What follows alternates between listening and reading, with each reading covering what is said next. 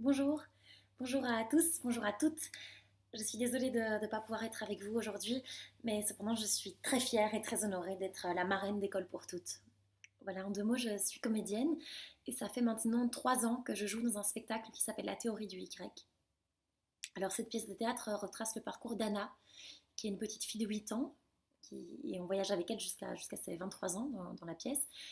Et cette petite fille se pose des questions sur son orientation sexuelle. Alors, la théorie du grec ouvre le débat, pose énormément de questions, mais l'une d'elles, la suivante, euh, est-ce qu'on ne pourrait pas tomber amoureux sans se demander si c'est d'un garçon ou d'une fille? Alors, c'est vrai que moi, quand j'ai commencé à bosser sur le spectacle, c'était d'une telle évidence pour moi que je ne pense pas que je me rendais compte de la nécessité qu'il y avait de porter cette parole à la scène et d'ouvrir le débat. Et pourtant, on a très vite commencé à faire des débats, des rencontres après le spectacle avec les élèves, les étudiants ou les professeurs ou les parents qui accompagnaient les jeunes voir le spectacle. Et en fait, à partir de ce moment-là, c'est devenu une évidence que rien n'était encore acquis sur les questions LGBTQI+, et qu'il était indispensable de continuer à en parler, de libérer la parole et de se battre contre les clichés et l'homo-bi-transphobie. Alors, voilà, pendant ces rencontres, ces débats qu'on a fait avec les jeunes, euh, il m'est arrivé d'être extrêmement choquée par ce que j'ai pu entendre. Et à la fois, certains jours, il m'est arrivé d'être extrêmement touchée. Je me souviens d'une fois où il y a un professeur qui était venu accompagner ses élèves. Je pense que ce professeur ne savait absolument pas ce qu'il emmenait voir sa classe. Mais en tout cas, il s'est trouvé que ce prof a tenu des propos homophobes lors de la rencontre, débat après le spectacle, et que toute sa classe s'est mise à le huer.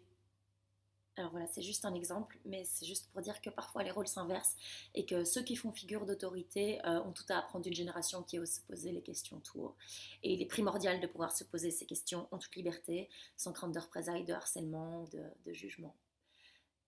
Je pense que cette expérience me permet aujourd'hui d'affirmer que École pour toutes euh, se doit d'exister tant pour le personnel enseignant que pour les élèves.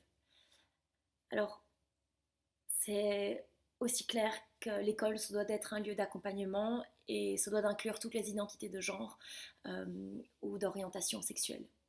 Et il faut des modèles et il faut des exemples auxquels se référer et des personnes avec qui en parler. On reçoit souvent des messages suite à la représentation de la théorie du Y ou éventuellement des spectateurs qui ont pu voir la série La théorie du Y. Et souvent, ces jeunes nous disent, nous remercient d'avoir enfin quelqu'un, un personnage auquel pouvoir s'identifier ou un parcours auquel pouvoir s'identifier. Alors, faisons en sorte que ces modèles se multiplient, que chaque parcours trouve sa route et que l'existence d'école pour toutes n'ait plus lieu d'être. Voilà, à bientôt.